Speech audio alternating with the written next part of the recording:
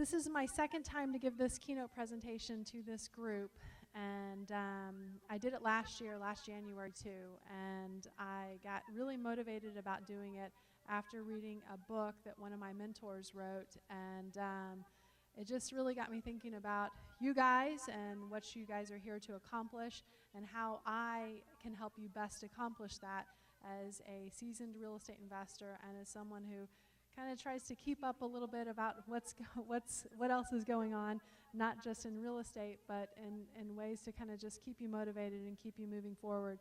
Real estate can be a very fun business. Real estate can be a very profitable business, but real estate can also be a very frustrating business.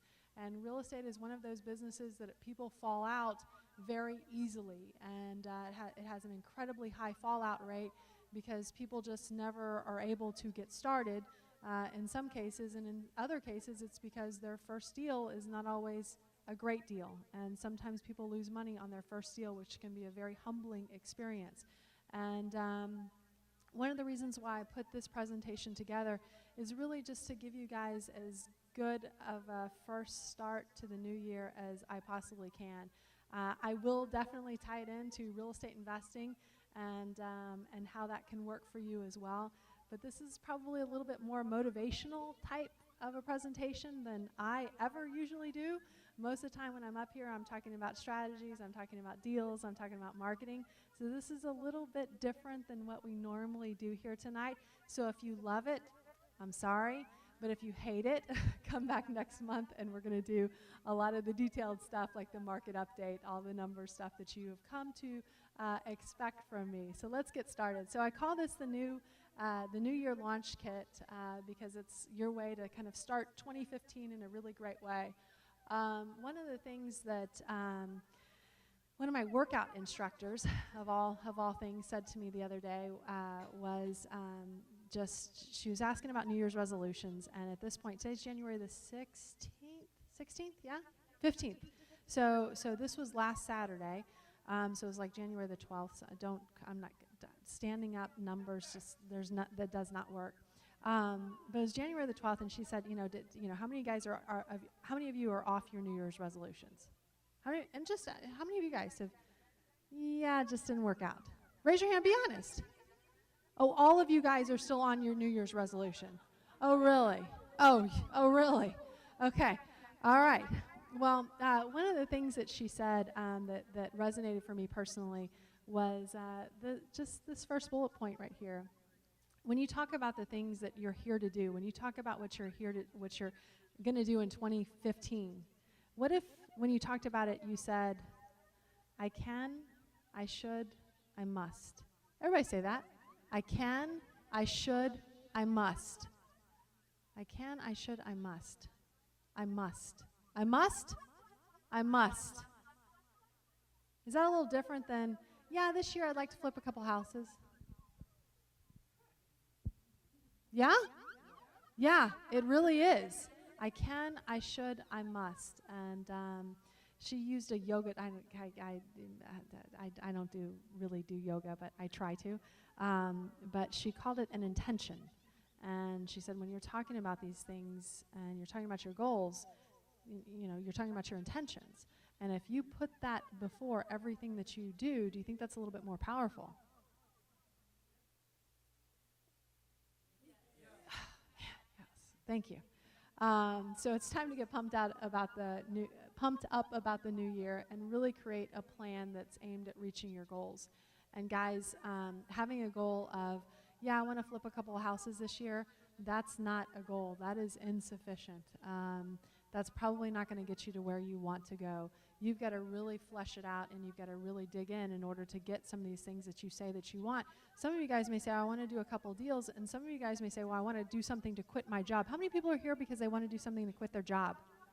Yeah, like, wow, that's more than I even really expected. So do you think you're going to be able to achieve that by just saying, I just want to try this out and flip a couple houses and see how that goes?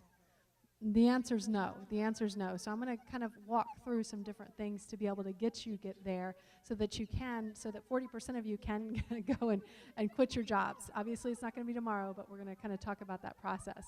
So I'm going to go through 21 different steps for getting there, and these are the steps. Guys, you're not going to be able to keep up writing this down. It would take me, you can picture it, but I've got to be in every picture. You can take a picture of it, but I'm going to go through some of these things really quickly because there are so many different things, and we're going to kind of have a little bit of discussion about them as we go through as well.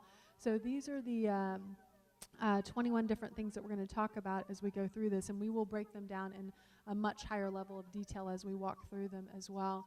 But I'll give you a chance to use your phones to snap a couple pictures before we get officially started. Golly, why do I have to talk first at the beginning about failing? That's a terrible slide to start on, isn't it? Is that a terrible slide to start on? Get it out of the way. Let's get it out of the way. I think, yeah, it's real. Is it real? Are we going to make some mistakes? Are we going to make some mistakes? I hope not, but the truth is that there'll probably be some mistakes, right? And a lot of people will give up. So you guys heard Phil talk. You guys heard Phil talk about marketing. You guys heard Phil talk about strategies. I can't tell you how many real estate investors have come to me and say, "Yeah, I tried that thing that Phil, told me, or that you told me, and it didn't work." Oh, really? Okay, that's good to know. Well, tell me a little bit about what you did. So I'm going to dig in right now because I'm not going to let you get away with that, right? Because I know that it works. So I'm going to dig in and I'm going to say, well, tell me what you did. Well, yeah, I sent a letter out and I didn't get any responses. Oh, really? How many letters did you send out? Well, I sent out 200 letters. Oh, yeah, how many times? Well, it was just that one time. Is that enough? Is that enough? Is that enough? It is not enough. Guys, it is not enough. Is real estate a numbers game? Real estate is a numbers game. You might send out 1,000 letters. You might send out 2,000 letters. You might get 10 leads on the last set of letters that you send out. But if you give up after sending 200 letters, your resolve is not strong enough to be in this business. I'll just put it out there for you like that, right?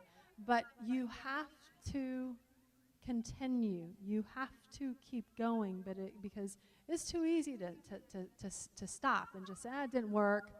I'm not gonna do that, right? Is that easy to do? It is so easy to do. It is so easy to do. And if you fail, don't let it slow you down. You got to fail forward, and you've got to fail fast, and you've got to move on, and you've got to take lessons and takeaways from that. And this last thing, this is what really gets me.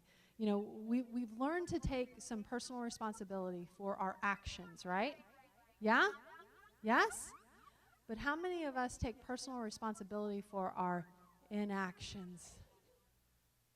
Our inactions. Does that sound right? Take personal responsibility for your inactions?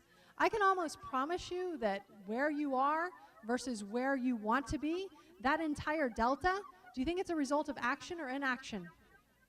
I can promise you it's a result of inaction. So you've got to take some personal responsibility for that in order to start stepping it in the right direction. So we're done with failure, right? We're ready to talk about success? Yes? Awesome. All right, let's do it. Sorry, one more little thing about failure. This is just too cute. I've been using this picture for like 8 years now. This is a little birdie, and this little bird is adapt, mutate, migrate, or die. So in his adaptation phase, he's swimming underwater. Birds don't swim underwater. In his mutation phase, he's growing some fangs. Birds don't grow fangs. In his migrate phase, he's leaving, right? He's gone. But in his die phase, like he's gone. He's out of the business. Which two birds do you want to be?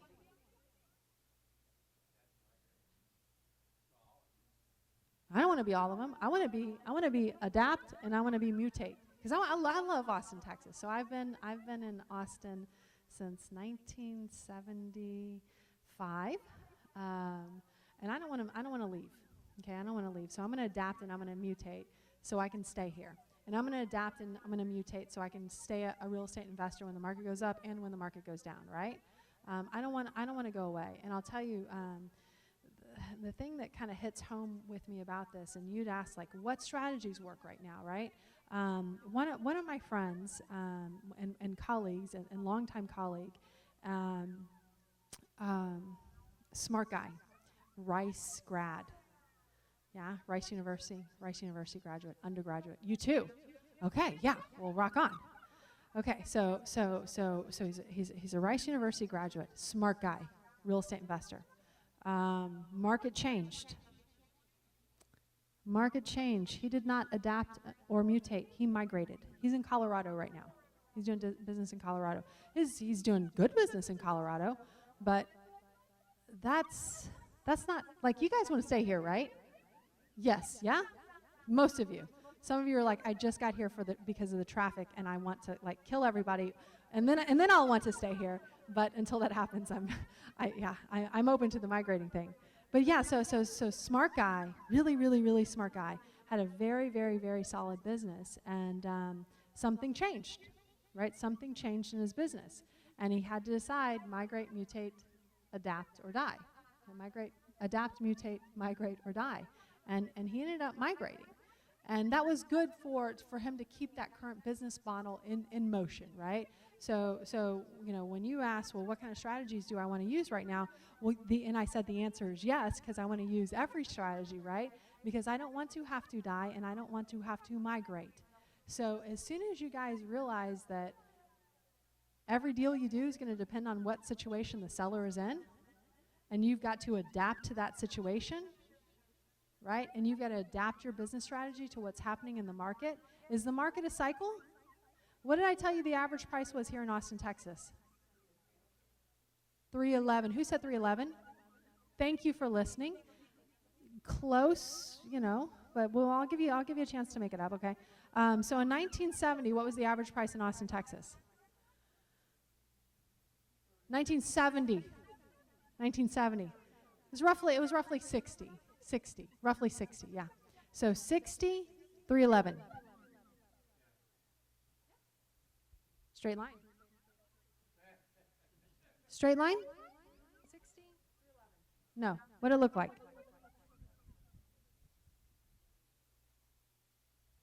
Those are called market cycles. Real estate follows a market cycle. Typical market cycle is 4 years up, 2 years down, 4 years up, 2 years down, 4 years up, 2 years down, 4 years up, 2 years down. It goes down at twice the rate that it goes up. Okay.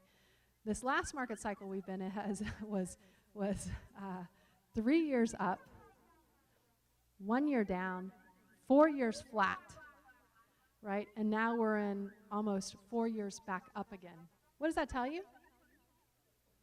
What does that tell you? About to go through a down cycle, right? You're listening, you're paying attention. That's how the market goes, right? Up, down, up, down, up, down, up, down, up, down. Are we insulated here from market cycles in Austin, Texas? Somebody said yes, somebody said no. Are you insulated from market cycles? Who said yes? Why yes? Linda, why are you insulated?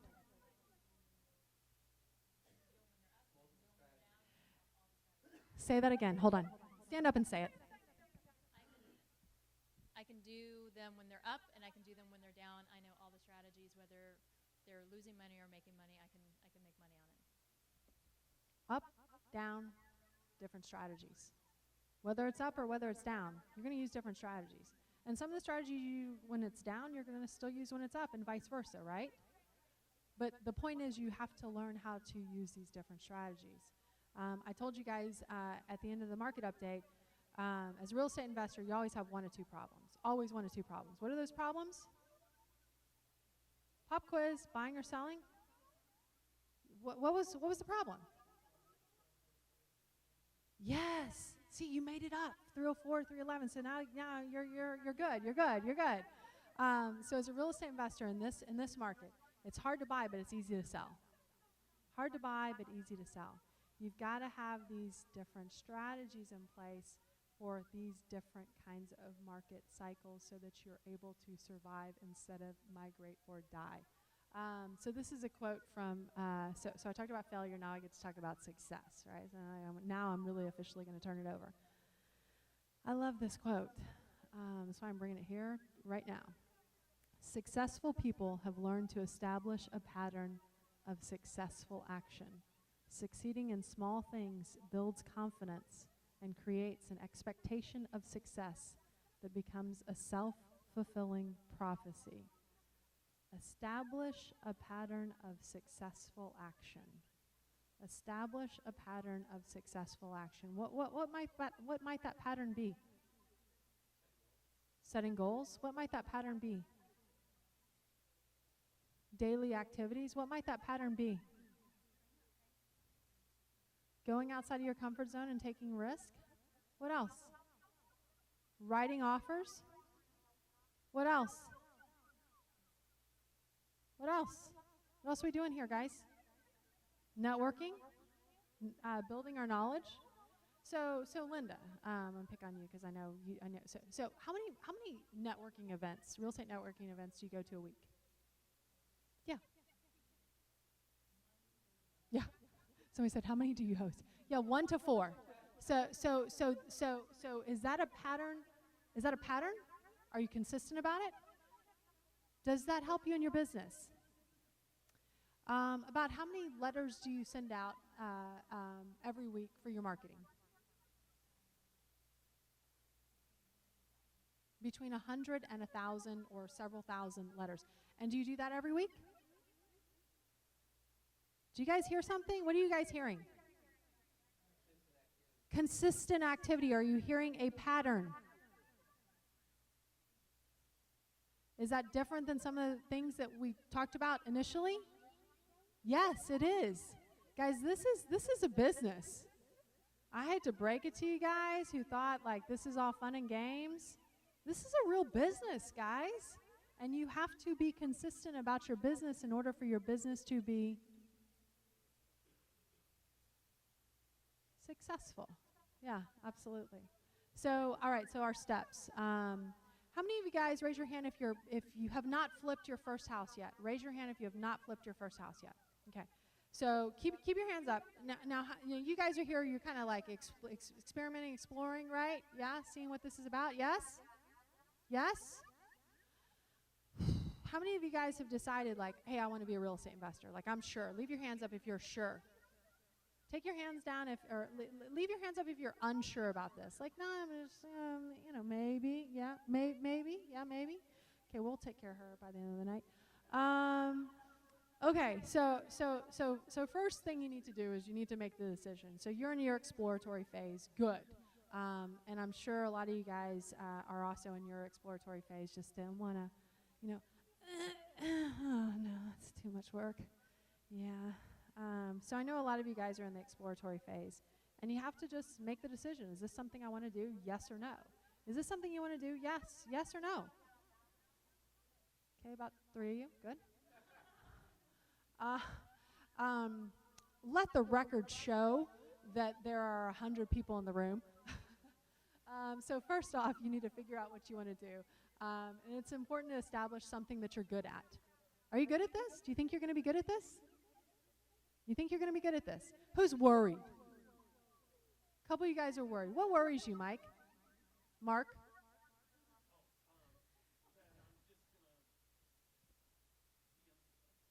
You're worried you're going to be unsuccessful. Do you have a plan?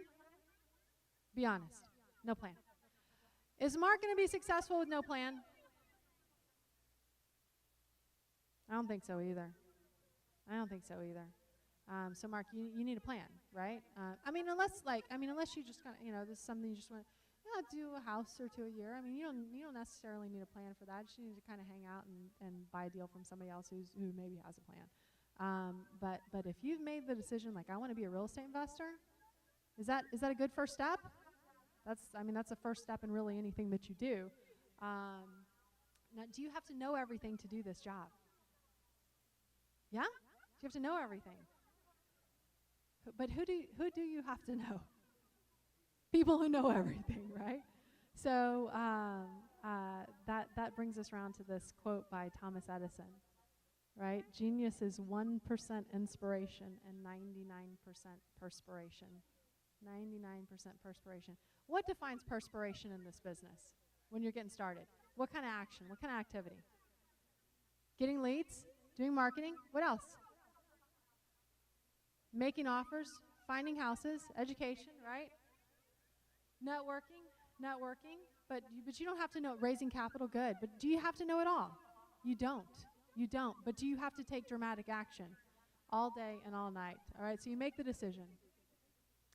Have you made the commitment? Exhibit A. Mark, I'm going to need you. And I'll promise I'll stop calling you Mike. Hold this. Exhibit A. Do you mind, Catherine? Can I give your Social Security and email, and your phone number? Yeah, I can give that. Okay, good.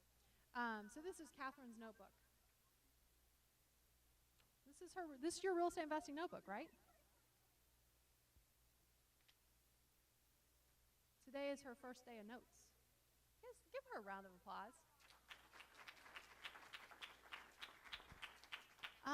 Number one, Catherine, my God, I thank you for coming with like a notebook and a writing utensil. Because there are some people, and I'm not going to mention any names, Jim, but but there are some people who come to these meetings thinking, I don't know what you're thinking, but you don't bring, like I bring my notebook with me everywhere I go, okay? But there are clearly some people here who think, I'm not going to learn anything here. There's ain't nothing to write down. I'm just kind of here. You're here to network. You're experienced real estate investor. But and I know that, and that's why I get to pick on you because we go back like 2 years now ish, more than that. I'm just yeah. So making the commitment. So she's still in her exploratory phase. You can wipe off where I held it. Yeah, that's okay. I saw you do that. She needs some germaphobe, like liquid gel to wipe off where I touched, I think is what Catherine's trying to do right now. But there's a difference between making a decision in this business and making a commitment in this business. What's that decision? What's that difference? What's the difference? Taking action? What else? You can take action and still not be committed. An exit strategy? Okay, what else? Burning bridges? That's a commitment. Big time. 40% of the people here said they're here because they want to leave their job at some point, yeah? Leaving your job, that's a big commitment, is it not? What happens when you leave your job? What do you say?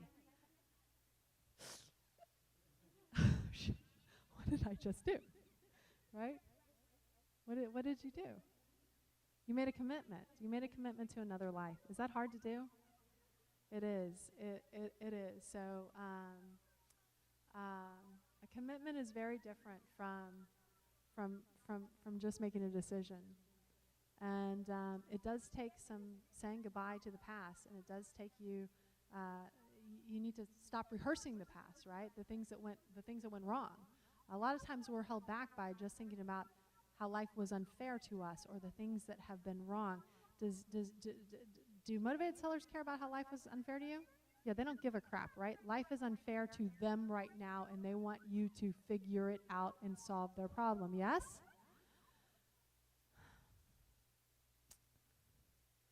Change. A lot of people look at change as scary. Some people look at change as a challenge.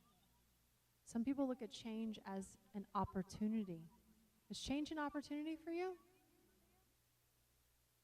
Is change a challenge for you? It might be both a challenge and an opportunity, but is change inevitable? Definitely, and without a doubt. And you have to look at this as an opportunity as you make this commitment to embrace and accept change. And then the last line item I have on here is burn the ships, right? That's definitely on there. Your commitment certainly increases if you say goodbye to the past and you make it that abrupt. That is for sure. Second shift. So someone is here tonight that I worked with in my last corporate America job. And when I was working there, I was ready to transition into real estate, but I was scared, right? It was really, really, really nice getting that paycheck like automatically deposited into your account. Oh, and the healthcare part too was really awesome as well. And I didn't want to give it up. So, but now I'm a full-time real estate investor. So what do you think I did? I think I just stopped working? So I'm out. What did I do? I did what I call it the second shift. The second shift. Oh man, I was scared. So I started to do stuff on the side. So after I would leave my job around 6-ish o'clock, then I would go and I would work my real estate business. And I'd also work my real estate business on the weekend. And then after a while, my full-time job started to cost me money. But I still didn't want to leave. I was still nervous, right? I'd made the decision, right? I made kind of a half-hearted commitment to. So I went to part-time, right? And that lasted a little while, and then I had to leave. It was time for me to leave. My heart and my head was not there anymore. But my first year in real estate, for at least probably the first 9 months of that, I worked another job. And that same year in real estate, I put 25,000 miles on my car that year. That's a lot of miles. That's a lot of gas. That's a lot. Yeah, it's a lot of everything. But I started that second shift, right? Bill, you work about 60 hours a week, right? And you do real estate on the side. And man, those golden handcuffs are so pretty. They like shine them for you. Do they shine them for you? Like when you go in, like to work every day? Like make sure they're real nice. They fit real tight too. Yeah, fit real tight. Yeah.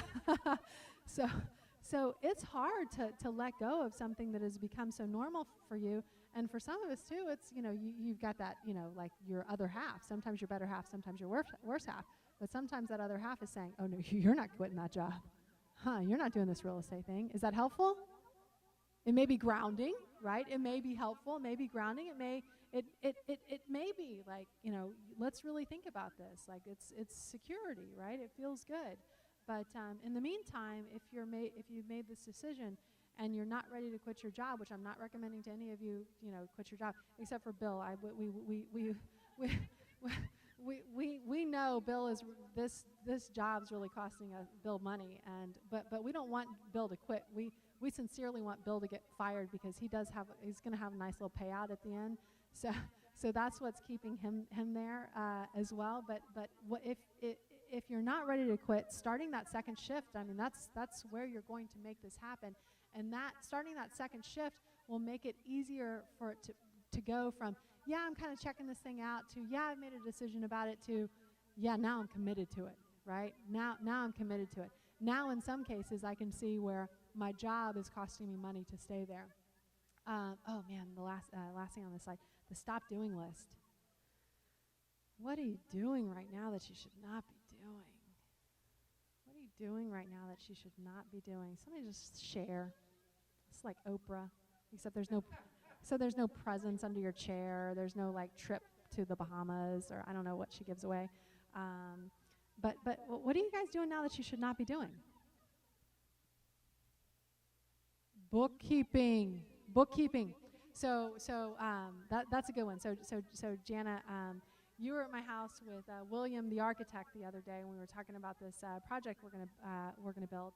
And William said, "Well, I'm kind of here to get my check," and he was asking me to pay him.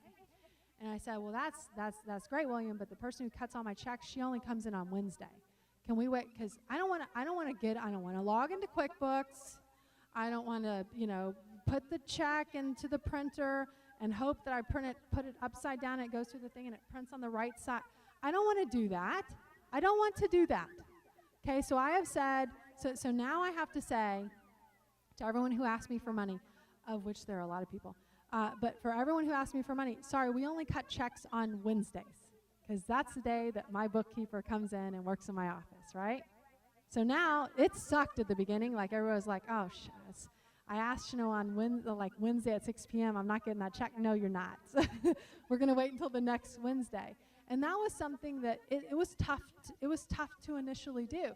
I still sign all the checks. every single one.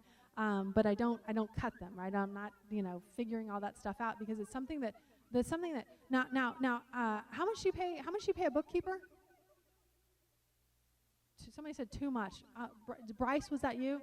Oh shoot, Bryce. Your brother's a bookkeeper. Okay. How much do you pay a bookkeeper? Don't everybody answer at once. Just somebody answer though. What do you? 30, 40 bucks an hour. Okay. Do you know what you don't know? 30 or 40 bucks an hour. How much is that? What, is that too much? Bryce says it's too much. Is that too much? How much an hour do you make as a real estate investor? I'm sorry, someone said it. Someone said the exact amount. More than that.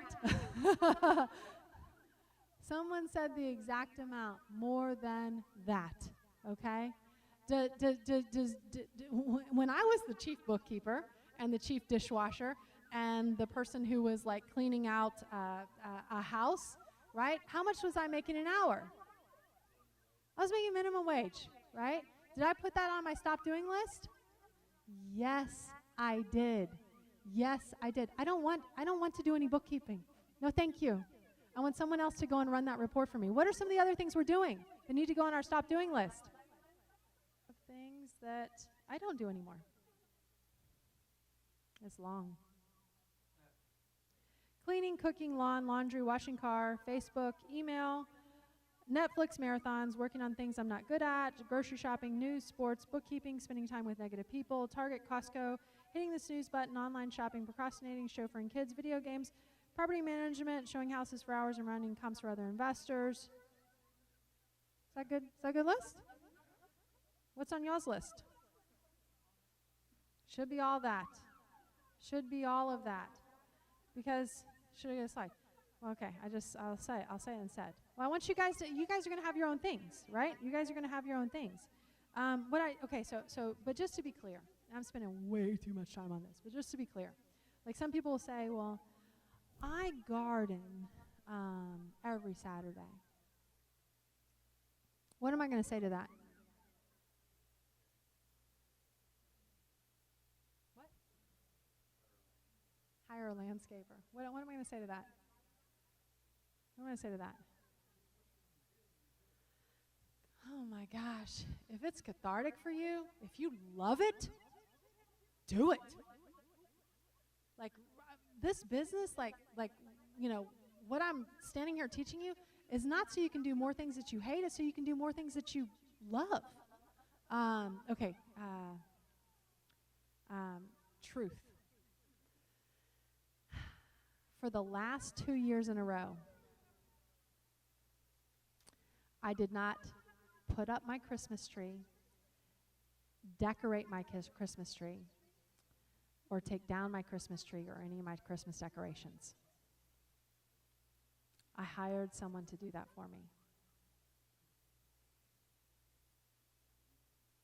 That sounds terrible, doesn't it?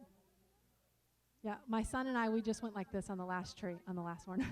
We're just plugged in the lights, right? Man, I am trying to get rid of every single minimum wage activity. Every single minimum wage activity. Every single thing that I do that does not make me money, I want to get rid of. Okay? That's my stop doing list. That's my stop doing list, right? And some things you're like, even at Christmas, you're like, you don't even decorate the no, I don't. No, I do not. No, I do not. It sounds weird, but like that's the level that I'm letting stuff go. I'm letting go of stuff right now. Do you think that helps me in my business? Yes. Yeah. Do you think that gives me time to focus on other stuff? Yes, it does. All right. Create the vision. So commit yourself to your vision. Your vision should encompass all areas of your life, not just your career or financial goals, but also your physical, spiritual, and social.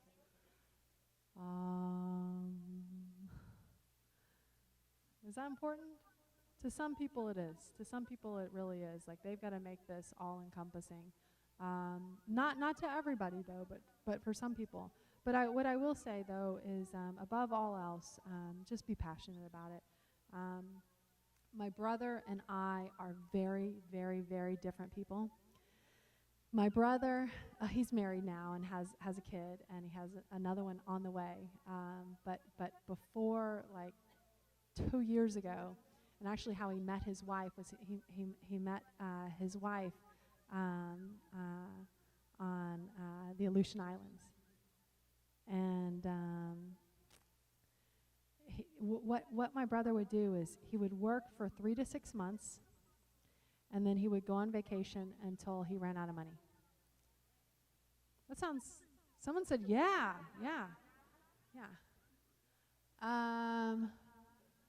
Yeah, so, and then he would sell everything, like, right before he went, like, like, everything's gone. I remember one time he was going to India, and he woke up late, and my mom told me this story, so my mom outed my brother.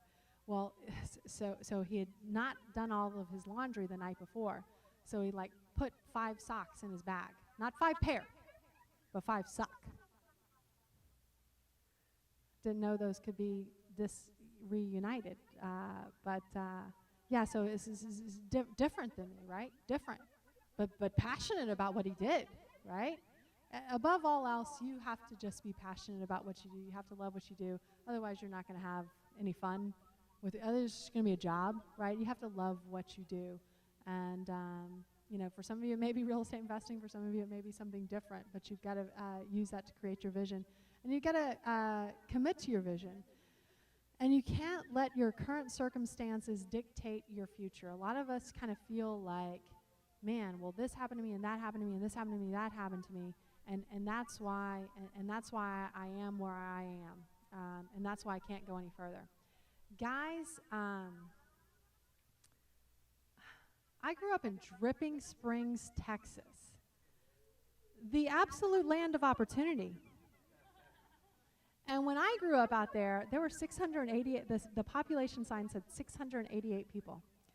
Like, if my tires were not fully inflated in my bike, I was not able to, like, visit a neighbor, okay? Where I grew up, it didn't, at the time, so Dripping Springs has changed a lot since 1975, right? When 1975, it was Hippieville. But it was not a place of, like, enormous opportunity, right? And there are a lot of people who stayed there and didn't change their lives. I had to leave, I had to exit, I had to get out, I had to do something else. And I couldn't let my circumstance being there dictate where I wanted to go. And we all kind of have to think that way as people. You have to let go just sometimes of the past in order to get to where you want to go, and go public with it. Oh man, does anybody see those pictures on Facebook with those with like, here's my body before and here's my body after? Yeah? Or here's my body before and here's what I'm working towards. Does it take a lot of courage to put a picture of your body in a bikini out online? Oh yes. But does that show commitment? Are you going to get encouragement from doing that? Yes, you might not get a lot of likes on body A, right? But you'll definitely, as people see you improved. In fact, Cameron, who works for Stepstone Real Estate, I think she's lost like 100 pounds. 100 pounds in the last year, right? And she put some before and after pictures out there. And do you think that motivated her? Do you think that was like that commitment, making that commitment public, helped her burn through that? Yes. So a year and a half ago, one of my longtime friends asked me if I was pregnant. Yes. Like men, just guys, don't ever ask. Just like on the list of things to ask, like, just talk about the weather for a really long time, but don't ask somebody. But this was a woman asking me. So I thought, I've got a problem. And it's in my belly. And man, was that a wake-up call for me? Yeah, it was. It really was, man. Yeah, so since then I've been working out every day for 2 hours a day. that kind of, someone kind of asking you like that, like, what are you doing? What's going on over there? That kind of wakes you up, and that kind of wakes you up, and sometimes you need someone to wake you up about, like, what are you doing in your life, right? What are you doing in your life? What are you committed to? What decisions have you made? What is your vision? What is your plan, right? It cannot just be like, I'm going to stop eating for a couple of days. Is that a good vision? Is that a good plan? No. It's got to be a life change, and you got to go public with it. And number 5, you got to break it down into doable units. These are your goals. This is how you break your vision down. This is how you break your idea of where you're going to go down. You can't. How do we eat an elephant again? We've all eaten elephants, right? One bite at a time. Oh man, I was out to lunch with somebody today. They ordered like a beef tongue sandwich. We went to the Noble Pig. Noble Pig. Anybody been to the Noble Pig? It's good. I did not have the beef tongue. How do you eat an elephant? One bite at a time. How do you break down your vision? You break it and make it achievable. You break it down into units. You break it down into goals so that they can be achieved. And then you've got to write. Take some further ownership of it. How many of you guys have a mission statement for your business? How many of you guys have a mission statement okay, good. Is it good to kind of have that as your touchstone? To have a written statement that is your touchstone that you go back to? Am I doing what I said I was going to do? Yeah, it's really important. And you got to make it in the present tense. And one thing you did also is it's brief, right? It's not a one-page document. It is short. It is to the point. And it's funny because you talk to people who who deliver speeches. Like, when you talk presidents who deliver speeches. When you say, like, you've got 60 minutes to deliver this speech versus you have 5 minutes to deliver this speech, on a per-minute basis of speech delivery, which one do you spend more time prepping for? The 5-minute speech, right? You've got to break it down to its most succinct components, its most valid components in order to make it work. Your written mission statement. Use both sides of your brain. What does that mean? So you've got your right brain and left brain. What does that mean?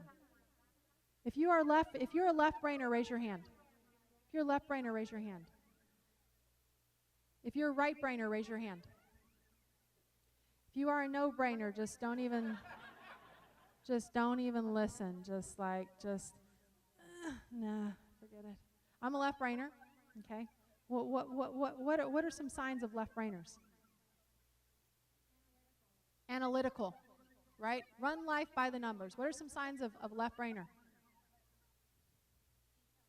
Detail-oriented. What are some signs of a left brainer? Make list.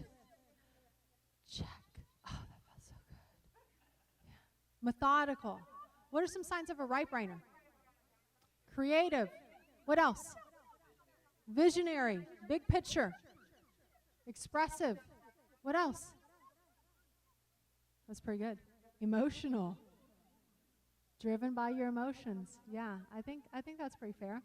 So when you write this statement, when you develop your plan, when you're thinking about your goals, you gotta, so some people say, well, I'm half and half, right? No one's half and half, right? You're either right or you're left. And if you're not sure about it, come and see me afterward, and I'll tell you in about 2 seconds if you're right or you're left, because I know these things, okay? But you will want to, encourage, like, both sides of your brain to kind of take part in this as you go through this process. Your left side, this is your how. Us left brainers, man, engineers and stuff, man, we know how to get some stuff done, right? But the right brainers, do they know the why? Do they have the vision? They do. They do. This quote I love. The person who knows how always have a job. You will always have a job. But the person who knows why will always be that person's boss. Is that true? It is. It is. Do you see why I encourage you to use both sides of your brain when you're doing this? Yeah, you've got to be creative. You've got to have something, you've got to have some passion about it in order for it to drive you to actually do it and to bring in that creativity that you need in your life and that you need in your business. Oh, yeah. Yeah. Perfect. So let's talk about integrating the creative and logical sides of your brain. So right side, right brainers, this is where you dream. This is your ideal city. This is your vision maker, your creative side. Looks at opportunities, trust intuition, right? Emotional. Left brain, this is where you map out your strategy for achieving your dream, right? Your list, your to-do list, right? This is your logical decision-making side. This is what turns the image into reality. Having these lists of all the different things that I'm going to do, do you think that's going to help you get there? If you do them, yeah, absolutely. Focuses on the trees versus the right side focuses on the forest. It's anchored in the here and now.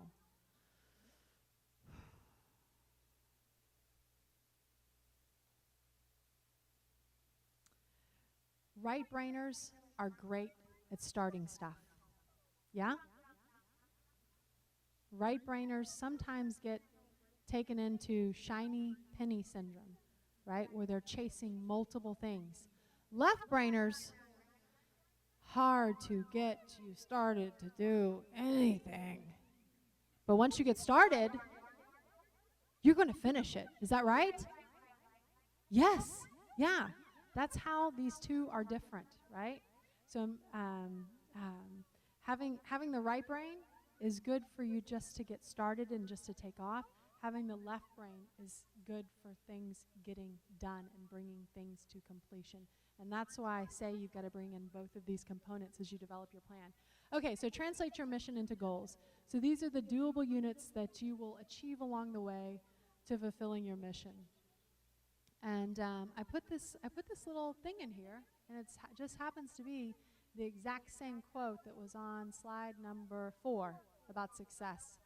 And I put it in here again, not because it's a typo, because when you think about this, I want you to remember that successful people have learned to establish a pattern of successful action. Succeeding in small things builds confidence and creates an expectation that success that becomes a self-fulfilling prophecy. That means take action on your goals, right? That means break this down in a way so that you can take action on it and get it done. Create short-term, long-term, mid-range, and stretch goals, and make them SMART goals. Everybody know what SMART goals are? SMART? Yeah. Specific, measurable, achievable, realistic, and time-based. Right? Does that help you? Do you think if every single one of your goals, after you make a commitment to do this, do you think if every single one of your goals was a SMART goal, that you'd have sort of a path, a roadmap to get it done? Yes, please, yeah. So prioritize your goals. Figure out what you need to do immediately to meet your goals. And we talked about this before with the minimum wage activities. We talked about that stop doing list, right? We talked about that stop doing list. Is life busy? For all of us, right? Life is busy for all of us. How many people are thinking to themselves, well, I'm going to do my real estate, I'm going to do my other thing, my other job, right? And then I'm going to do my real estate thing. But I'm not going to give anything up. No. Do you have to make a plan to give some things up? It's just as important as making a plan to get some things done, right? Man, I've given up some stuff. I have given up some stuff. And some of it was hard, but some of it after I gave it up, man, it felt good. I won't be putting up my Christmas tree next year again, guys, in case you're wondering. Somebody else is going to be putting up for me. Someone else is going to be doing it for me. So you got to create that stop doing list as well. And burn the ships. And Linda, you talked about this. Burn the ships. You've got to make a dramatic break from the past. You've got to make a dramatic break from the past to get to where you say that you want to go. God, it's so funny. Like we take, a lot of you guys in here went off to college, right? Was that a dramatic break from the past? But it was just expected, right? When I was in elementary school, I was like, there's no not college, right? it was an expectation. What if you said tonight, Catherine, after you left, like, I'm going to be a real estate investor? And what if it was something that was an expectation that was put on you since you were a little girl? Does that make a difference to your ability to execute it? Having it as an expectation? It absolutely does. It absolutely does. And but there's something about, okay, so quick diatribe about America. I digress. Far. You know, America's the land of opportunity, is it not? Yeah. You know, where's most of the wealth created? Small business owners, right? Small business owners, right? But from a young age, what are we taught? Go to college and get a job for someone else. It's a land of opportunity. Welcome. Built on small business. Go get a job. Go get a job. What? But then that's the expectation, right? That's what you've been taught your entire life. Go get a job. Well, of course. That's what I did. Man. It kind of beats a little bit of the entrepreneurial spirit out of you too as you go and get a job, right? It certainly does. But that's the expectation. And it's hard to make a break from that. It's hard to leave that safety. And a lot of us, you know, came from immigrant parents, right? And so can I pick on you a little bit? You look like maybe you were born. Where were you born? Taiwan. Yeah, I'm a master at this born out of the country stuff. So you were born in Taiwan. Tell me a little bit about what you do. I'm an engineer working for AMD, Advanced Micro Devices, is a semiconductor company.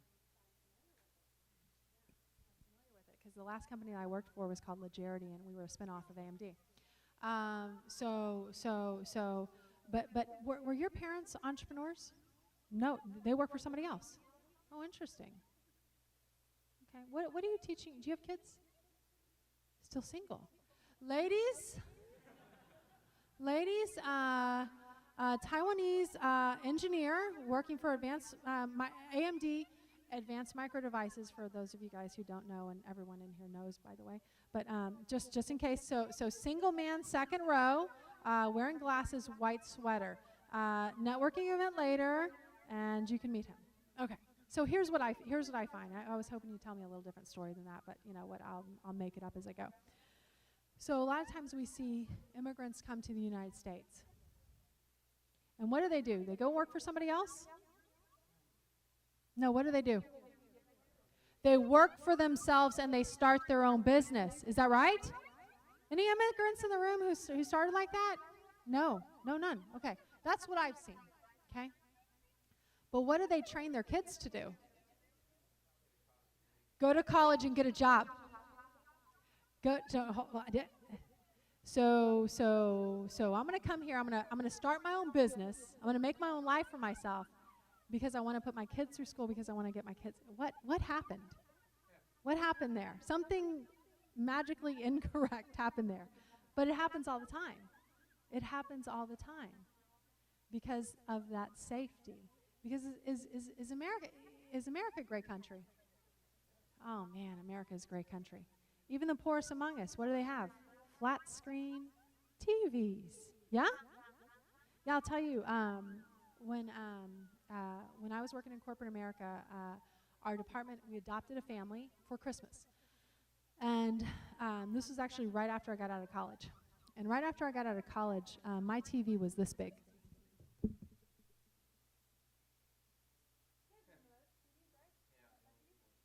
I want to say it was 19-inch. Yes. Yeah. So we adopted this family. And everybody in the department, like, you know, got gifts and stuff for this family. And so I was part of the crew to bring the gifts over to drop off at this family's house. And man, we had to bring like 2 cars because we got so much stuff. And we got there, and this lady's TV was this big. I need a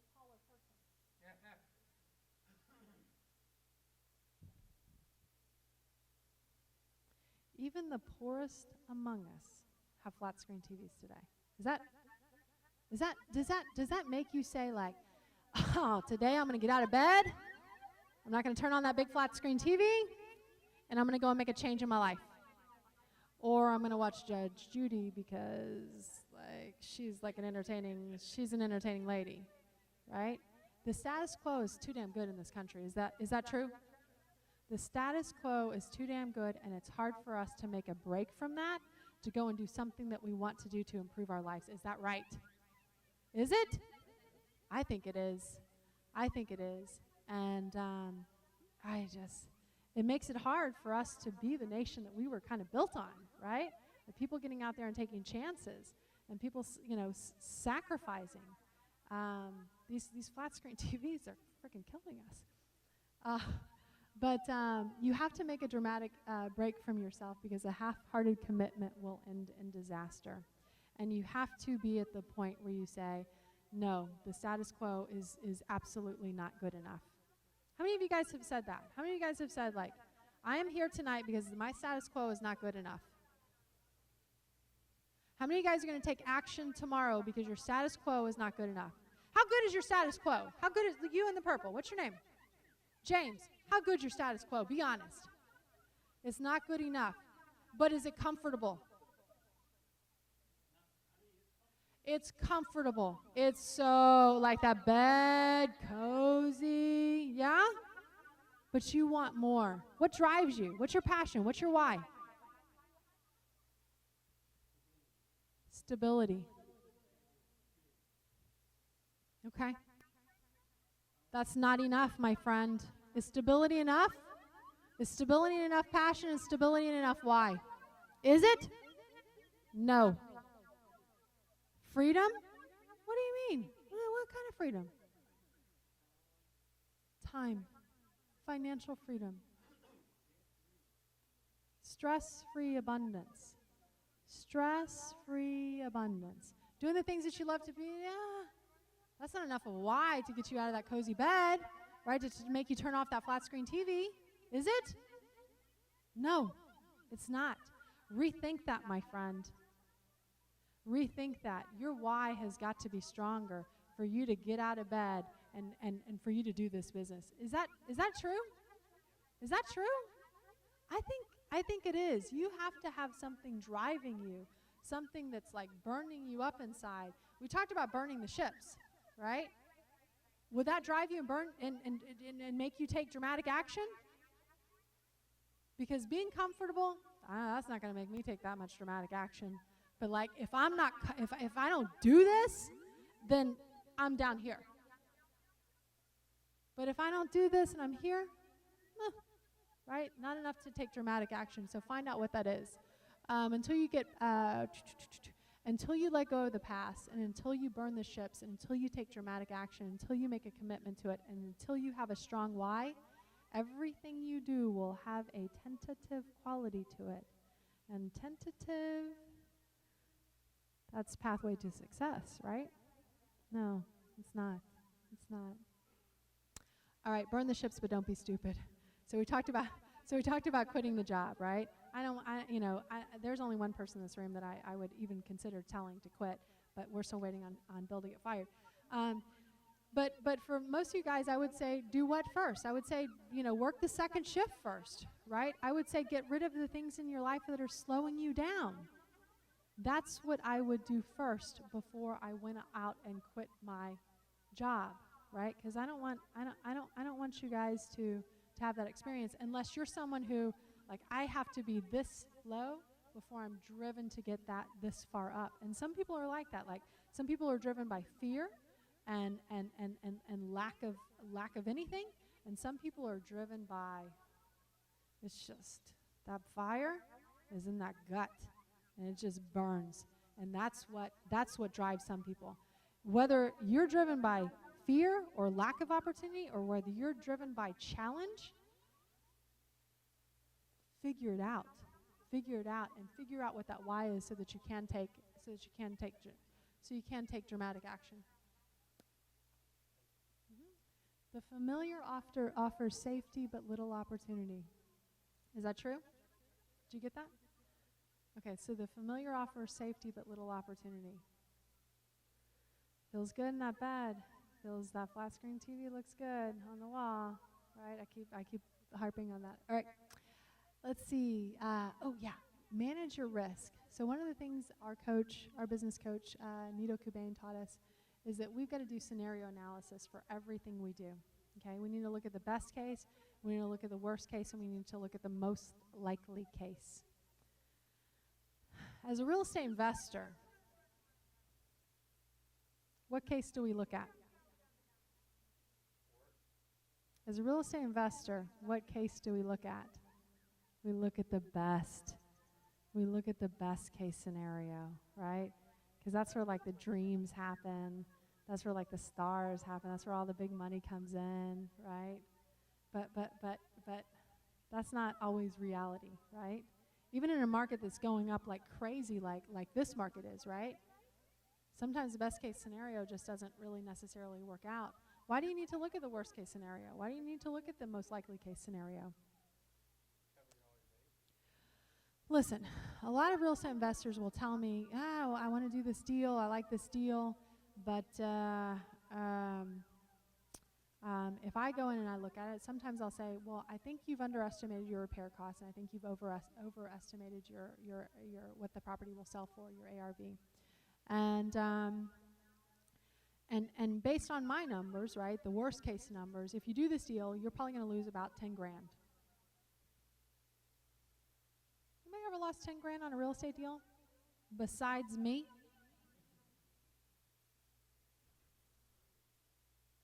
If you haven't lost money on a real estate deal, you haven't done enough real estate yet. It will happen. It is in your future if you're a full-time real estate investor. Stuff goes wrong, right? So, but when I look at that scenario, I might say, well, 10 grand. Is that going to bankrupt me? You want me living in the streets if I lose 10 grand? No. Can I afford to take that risk? Yes. But do I want to know, is there a possibility of this happening? I do. I want to look at best case, worst case, and most likely case. Without fail, when I go back and look at my numbers, what number do you think I'm almost always hitting? My most likely case.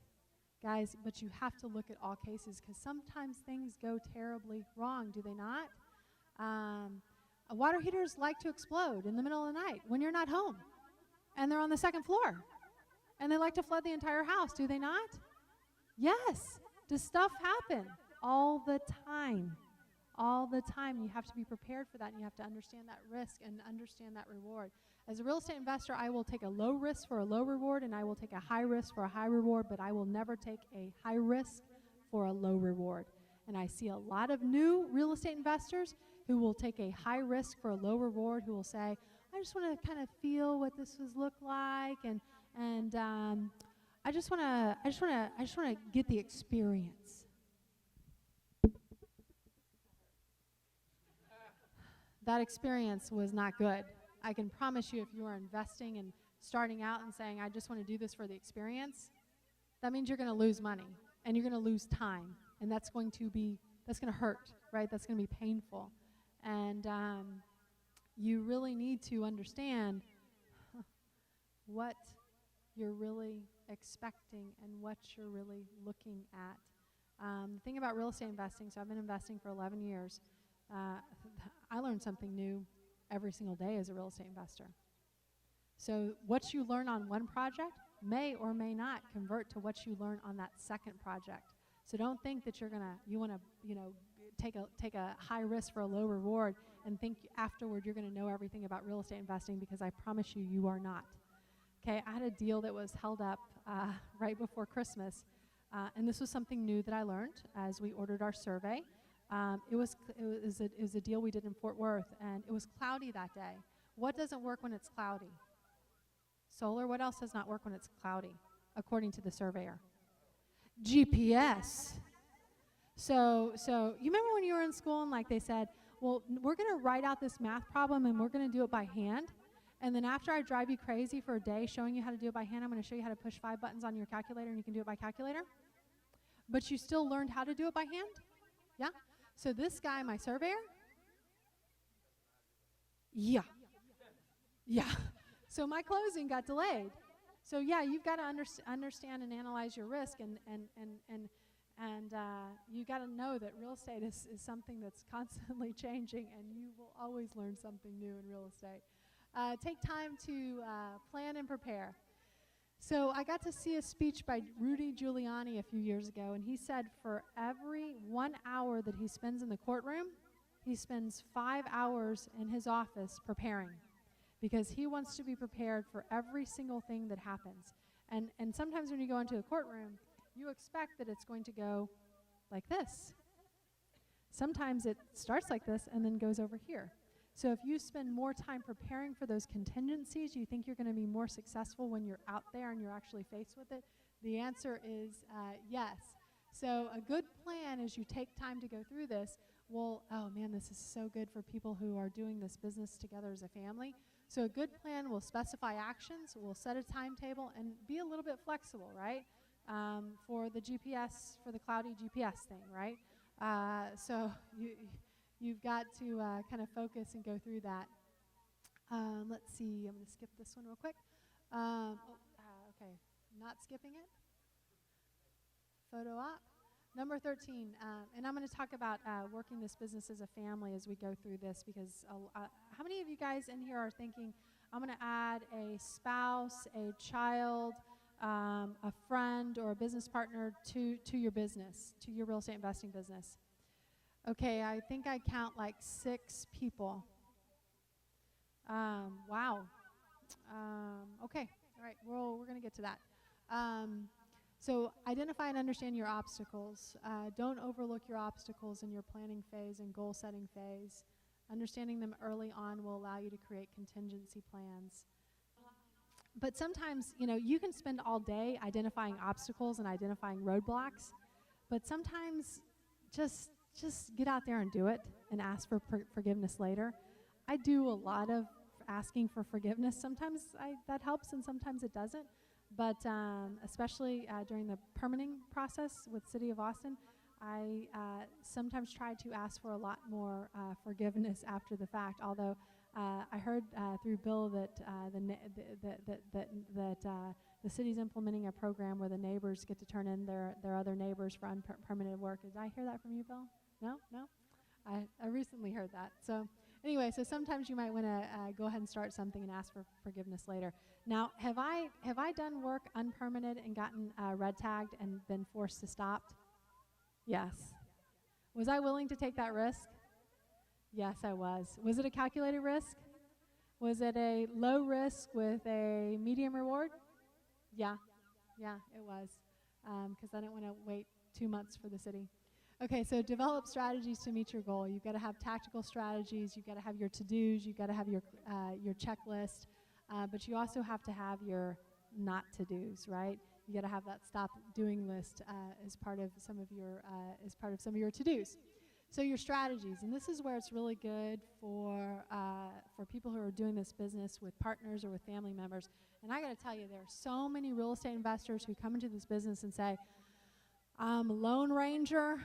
I'm doing this by myself, and yeah, that's how it is. What that translates into is today you get to be the chief marketing officer. Tomorrow you get to be the chief sales officer. Wednesday you get to do a trash haul out of your remodel project. Thursday you get to sit at the the first Tuesday of the month you get to sit at the auction all day. And on Friday you get to do the dishes and take the trash out. Congratulations. How effective do you think you're going to be in your business if you're doing, this is a business, guys. How effective do you think you're going to be if you're doing every single thing? So when we first started in real estate investing, Phil and I would manage our own properties. Phil managed our rental property portfolio. Is Phil Grove in the room? Good. He sucked at it. That's the truth. He sucked at it because he was doing so many other things. So once he sucked enough at it, he basically brought it to me and said, Shanoa, here's this bag of crap. You go figure it out. And guess who else sucked at it? I sucked at it. Yeah, I sucked at it. And it was getting in the way of me doing other things that were making me money. Okay, so I was trying to save money by doing it myself. Do you think I saved some money? I saved some money, but I wasted more time and I wasted more money than if I would have outsourced it immediately. Man, and when we outsourced that and I didn't have to take toilet calls and all that other fun stuff, and it's funny, someone asked me about my property manager, and I said, you know, they called me because my property manager was using me as a referral, and I said, I'll just say one thing about my property manager. My property manager gave me my life back. So we have 18 single-family rental properties. Okay, my property manager gave me my life back, and allowed me to focus on things that were making me money instead of things that were saving me money. Okay, and you get to outsource to professionals too, right? You don't want to be. Phil, how many pages is the Texas Property Code? Do you know?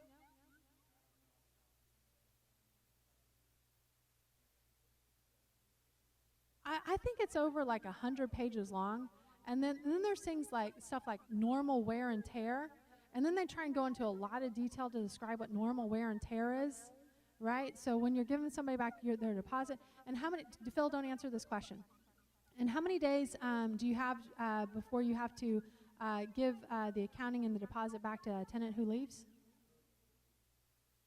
Does everybody know that? Everybody knows what that is, right?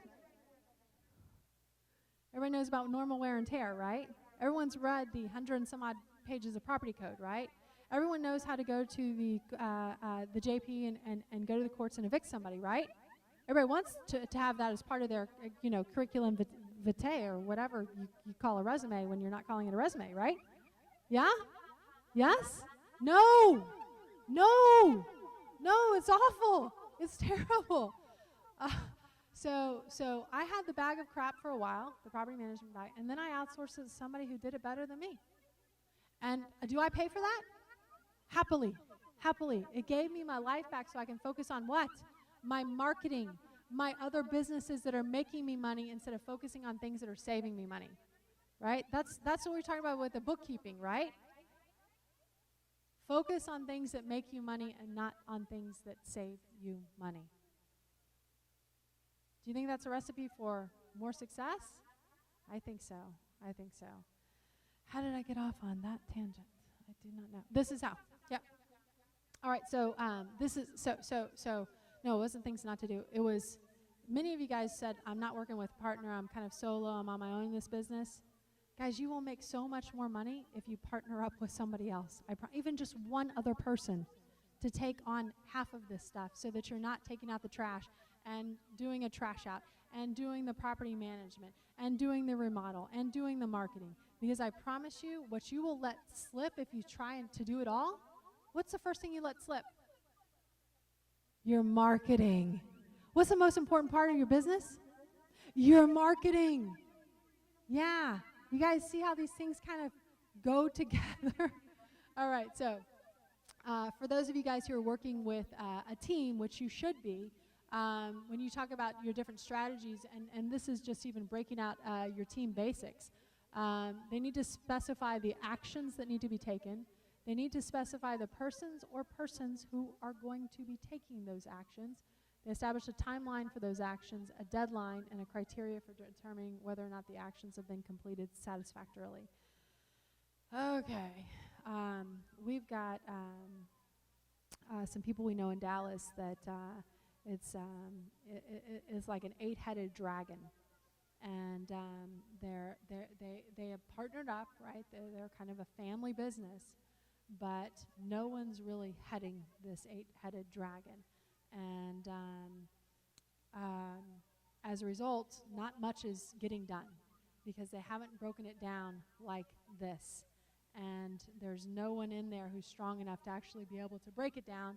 Someone has to take charge, yes, to set these things. And it's probably usually going to be, well, it could be the right brainer, it could be the left brainer. All right, so maintain perspective and faith. There will be failure, but if failure is accompanied by perseverance, there will ultimately be success, period. Failure accompanied by perseverance will ultimately lead to success. Now, do you need to, as we said in the first slide, do you need to learn from your failures? Do you need to fail forward? Do you need to fail quickly? Yes, absolutely. Oh, and man, Yoda. So I'm reading the Star Wars book to my son. And he's at the stage now where everything is well, what is this? And what? So I'm in the middle of a sentence, that had just been interrupted. And he's interrupting me again. Well, who's the bad guy in this? Because Star Wars gets kind of confusing, like who's the bad guy? Who's good? And I'll say something that says, well, Luke, blah, blah, blah, blah. And he's like, well, who's Luke? And I said, Luke Skywalker, where have you been? We're on page 300. And he's like, well, you didn't say his last name.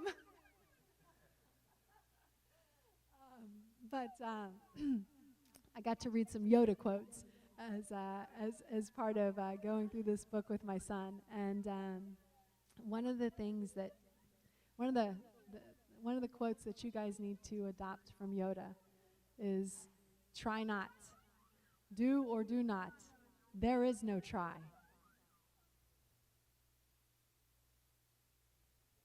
Try not. What was the first thing that I told you that my fitness instructor said to me? I must. I must. There is no try. There is must. That is an intention. That is an intention. And what intentions do you have for the new year? So don't give up. Don't get distracted. You will definitely need perseverance and faith.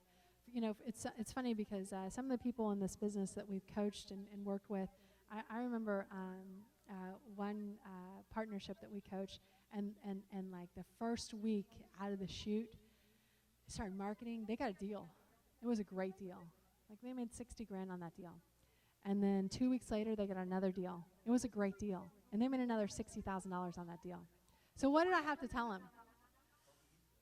Time out. You know, real estate's a numbers game. You know, you hit it like right out of the chute. But a lot of times, people might not hit it and may not be able to make a deal work for several weeks or several months. Or if they don't have any sales skills, well, maybe not ever, right? So it also kind of depends on your personality, but numbers. Real estate is a numbers game, but don't give up. If you think that you are lacking in some arena, like if you think I can't talk to a motivated seller, you need to find somebody else who can, right? If you think I can't do the marketing, but I can go and talk to a motivated seller all day long, you need to find a left brainer to go and do the marketing for you, and you can go and do your right brain world and go and talk to sellers and have these meetings and kind of be out with people, which might be your preference. But you've got to get this done one way or another. Number 16, create and execute the action. Break your goals down into monthly, weekly, and daily goals, and get really specific. One of the things that we do with a lot of our students is that, what are you going to be doing the first week? Who are you going to be talking to? Who are you going to be adding to your power team? What kind of marketing are you going to do? What kind of stuff are you going to do on your website? What kind of training are you going to go through, right? We go through this so that every week they've got something to do. In fact, we give them homework, right? And extra credit. But you've got to be able to break these things down into what are you doing every week, because if you start with just a blank slate, you're not going to get to where you want to go. Set your priorities. When Phil talks about this, he's like, so there's important, and then there's critical. And then Phil would add urgent, right? So he would tell me like, don't interrupt me. Don't interrupt me. So if the house is burning down, this is kind of our joke. If the house is burning down, he'll ask me, well, how long before it gets to my office, right? How long before it gets to my office? But is it easy in our daily lives to get distracted and just be constantly putting out fires? Yes, it is. It so is. You guys want to know how to stop having to put out fires that are other people's fires? Turn off your phone. Turn off your phone. Somebody just laughs like my phone has an off button? Yeah, the stewardess didn't show it to you? Those are usually the only people who know how to turn a phone. But now you don't have to, when you fly, you don't have to turn your phone off anymore.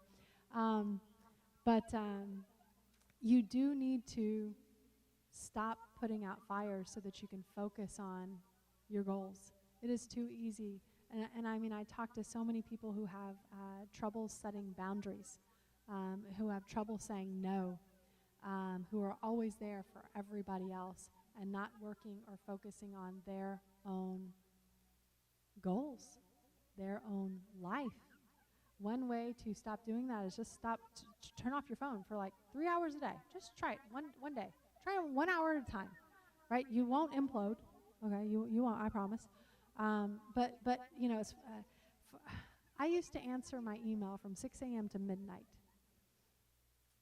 I was the most responsive person out there. I don't do that anymore. I don't even come close. And when I stopped doing that, at first people were really mad at me. People were angry with me. Like, I used to go to Shanoa, and Shanoa would tell me, where the bathroom is. Well, yeah, sure, let me stop what I'm doing. It's down the hall and to the right. Well, hey, let me walk you there. Yeah? Does anybody have that problem in their lives? Being too nice? Not being able to say no, always working on somebody else's problems. So try not answering your email for a day. And then call that person back the next day. Oh, did you write the yeah, I figured it out. And it's not even the bathroom, that's an exaggeration. But it's other stuff, right? If you were not able to get back to someone right away, you didn't get back to them until the next day, what do they usually tell you? I figured it out. Once they get used to you acting that way, you're going to put some more hours back in your life? Yes, like crazy. So set those priorities to achieve those goals. Do situational triage, which is what I personally do with my email. And decide if you want to take a proactive or reactive approach. Number 17, this is probably my favorite one. I think Phil talked a lot about it. It's just take action. And it's not just take action, it's take dramatic action, folks. It's really get out there and really start taking some actions towards your goals. People who procrastinate or really just don't get started, you just don't have a plan, right? I'm going to try this. I'm going to think about this. Yeah, you don't have a plan. You're not going to be able to move off that point unless you put that plan in place.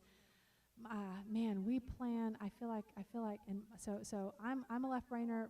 Phil, my husband's left. I'm not an engineer, but Phil's a left brainer. He's an engineer, and I always thought I'm left of him. But once we start to like get in the planning stages, like he just wants to constantly be planning and executing and trying new stuff. And it's a push. It's a constant push, and you've always got to be adapting and changing.